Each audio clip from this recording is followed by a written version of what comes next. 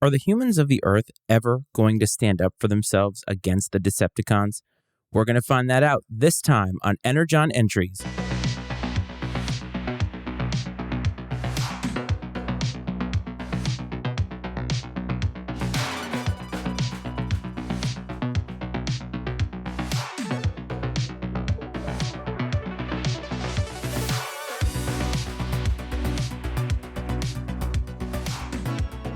Greetings, everyone, and welcome back to Energon Entries. As always, this is your host, Matt Freites. This is episode 6 as we go through Generation 1 of the Transformers episodes. Last time we talked about episode 5, which was Roll For It. And at the end of that episode, I had a lot of questions as to whether the humans and the Autobots were ever going to get together and combine their efforts to basically ensure themselves ways that they could defeat the Decepticons, because to this point, it seems like everybody is very reactive. So as we head into this next episode, which is called Divide and Conquer, we're hoping that maybe these two factions can get together so that they can have something against the Decepticons. Well, the episode opens with Earth's militaries mass-producing weapons to combat their common enemy, which is the Decepticons. The ironic part is the Autobots are behind this. They are helping them. And we open the episode as well seeing the Seekers, which seems to happen pretty frequently. I think that Megatron sends them out a lot to go do their bidding, and so they are attacking a plant, which is where a lot of these mass-produced weapons are being produced.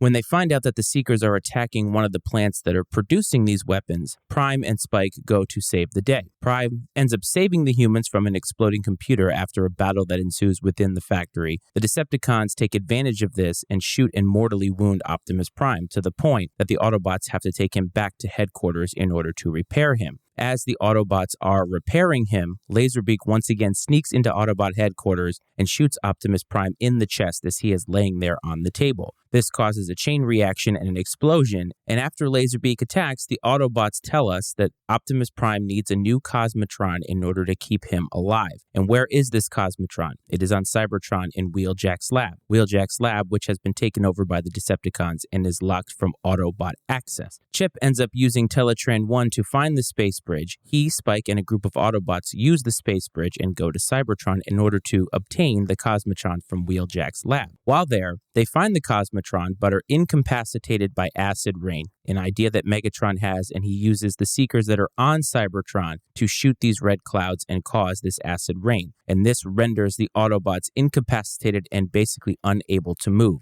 After a back and forth with the Decepticons, the Autobots end up being inspired by Chip Chase's speech. Trailbreaker and Bluestreak help to stop the acid rain, defeat the Seekers, and the Autobots are able to return to Earth with the Cosmotron. Once there, Chip, Wheeljack, and Ratchet fully fix Prime, and Prime ends up winning a duel against Megatron to scatter the Decepticons, because the Decepticons at this point have decided this is the time they're going to cripple the Autobots for good, and they attack the Ark in hopes of doing so. At the end of the episode, Starscream claims leadership again, and the Autobots win the day. This wasn't a terrible episode. As a matter of fact, it got to some of the things that I had been asking myself in previous episodes, more specifically the last episode, as to when are humans and Autobots going to work together. And so this is kind of how we start this, where the Autobots are working together, and this is great. We also see that the leader of the Autobots is able to be hurt as Optimus Prime finds himself in dire straits, which is awesome. This is the episode where we welcome back the awesome narrator to kind of catch us up on things that have happened since then, because it seems as if there is another time jump and all this mass producing of weapons needs a little bit of contextual background. The world is making more weapons to combat the Decepticons. Now, interestingly enough, they're making traditional weapons to do so. And while they are going to mass produce them, are these weapons going to be capable of actually defeating the Decepticons? One thing that this show doesn't get into too in depth is the kind of weapons that are being produced by humans at this point on Earth. Also, we don't get much of an insight into what the relationships are between the different countries in the world at this time on Earth. Now, this is the 80s, so theoretically this is at the end of the Cold War or during part of the Cold War, and you would think that the United States has a lot of big weapons on hand because they have been producing them during the Cold War to combat the USSR at this time. My other question is, why does it seem like Laserbeak is able to get everywhere that he wants to get to? I've asked this in a couple of episodes now, and it seems like Autobot headquarters is the easiest place to break into. Teletran 1 can do a lot of things. Chip was able to use Teletran to find the space bridge, but for some reason, Teletran isn't able to detect when a Decepticon gets into the base. I do not understand this, and this is a continuity thing that kind of bothers me to an extent because you have to ask yourself, if this is the most powerful computer in the world, how is it unable to figure out that the same Decepticon continues to get into Autobot headquarters unchecked? You also find out in the fight leading up to this with the Seekers that Optimus Prime is clearly more powerful than a lot of the underling Decepticons because he gets there, he's outnumbered 3-1, and is able to defeat them. The only thing that defeats him is once again his propensity to save the humans over the mission, and in doing so ends up being mortally wounded by these Seekers because they take advantage of the opportunity, which of course they're going to. The Decepticons always do this, but Optimus Prime's nice nature essentially makes him vulnerable to attack. We do get a little bit more insight into Autobot life on Cybertron as we find out that Wheeljack had a lab there, and we find out that it has some of the things from his past. And that's interesting because if the Decepticons take it over, it's been, 4 million years? You'd think that they would have cleaned it out by now. But no, it's just there, it's locked, and they're thinking that I guess the Autobots are never going to come back. There's no reason to look into it. There's no reason to take anything from it that would help the Decepticons in their battle to win Cybertron. So the Autobots have an opportunity to go back and, I guess, exploit one of the mistakes that the Decepticons have made. The Decepticons seem to make a lot of mistakes like this, but that's something that we'll watch over the course of time. What I like is that the Autobots use the space bridge, but what's interesting is that they use it after it had just been opened. Now, in the previous episode where they unveiled the space bridge, we found out that the space bridge has particular times that it can be opened and used. And so the space bridge is used by the Decepticons, and then all of a sudden the Autobots are able to use it right on the heels of that. So I guess we don't know if it's some sort of time continuum or some time space where we know, it's open for 2 hours or 3 hours or what have you. So the Autobots take advantage of this and are able to use it. So that's maybe a continuity issue, but I'm not sure. I just found it interesting. You also see a first sighting of new Seekers as Cybertronian jets. Now, we saw them in the pilot, and we know that that's what they look like, but we see different colored ones. We don't get a name for them. They just seem to be sort of underlings that are working for Shockwave on Cybertron, but they are able to be communicated with by Megatron. An interesting thing, because I didn't even know they existed up until this point. And so you get a little bit more of a backstory of what the Decepticons are doing on Cybertron,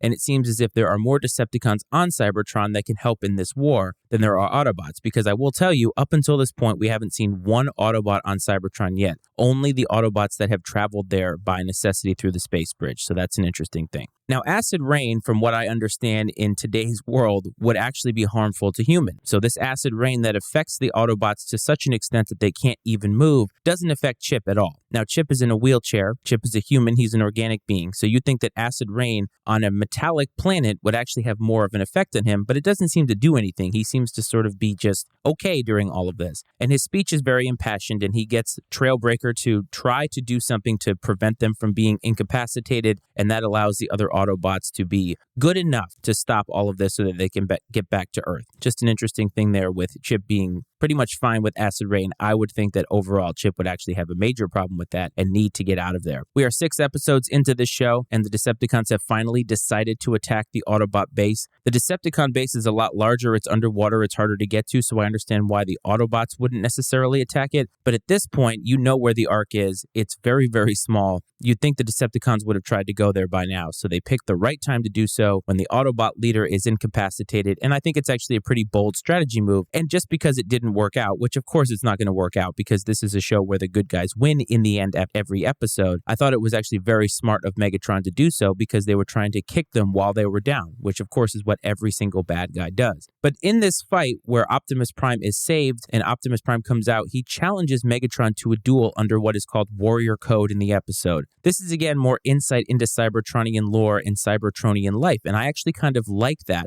because there are rules. These are not just robots that are existing with chaos all around them. They have a code, they have a creed, and that tells me that prior to, Megatron broke a lot of those when he started the war. And that gives you some insight into how the Decepticons got where they are, how Megatron is who he is, and how Optimus Prime once again goes back to what is most important to him, and that is honor, integrity, and things of this nature. And so this allows him to challenge Megatron unchallenged and be able to win the day for the Autobots. Once again, the Autobots are able to save the day. They are every single time. In this case, they are once again reactive as they find out, hey, this is a little bit weird. That's what's going on here. And we need to be able to save Optimus Prime. Again, the Autobots and the Decepticons are here on Earth after crash landing, but you'd think that they would have a little bit more after all this time has passed. Now that they know that they're on this planet for good, they could somehow be able to have the resources that they need to save people when they need to, because they're able to fix everybody. Up until this point, all the Autobots that have been wounded have been able to be saved very, very easily. But when it comes to Optimus Prime, it seems like even though he can take on 3 Seekers at once, he was shot up in a way that needed to be saved with something on Cybertron. So again, they're trying to add drama to this. You know that Optimus Prime is not going to die in this episode, but they did a pretty good job of actually giving you some of that drama, and you kind of wondered for a minute, because let me tell you, when Laserbeak shot him, the explosion, you'd think that Optimus Prime wouldn't be there. Again, over-exaggerated 80s narration. Totally cool with that. Honestly, I thought this was a good episode because I thought that this episode got into a little bit more the nitty-gritty, the nuances of what make the Transformers, more strategic moves, needing to go back into their past to save the day and all that stuff. I think it gave you a little bit more insight, and it's opening more doors. That's what I said about the Space Bridge in episode 4, is that introducing it was going to allow for a lot more story avenues, and I think we're seeing that with this episode. So the Space Bridge is obviously going to be an integral part of episodes moving forward. If I had to give this episode a rating, I would actually probably give it a 4.5, even though, once again, Laserbeak can do whatever he wants. Other than that, though, they built drama. There was a really nice battle. Optimus Prime saves the day, and you got just more than your standard issue episode. What did you think of this episode when you watched it? Get in touch with me. MattyIceMedia@gmail.com is the email to find me. There is no social media for this podcast just yet. I'm just having fun. I'm not trying to break any new ground with this podcast. I'm just having fun watching the old episodes and talking about them with you. I hope that this finds you well. I hope that this finds you safe, and I will talk to you next time. This is Energon Entries.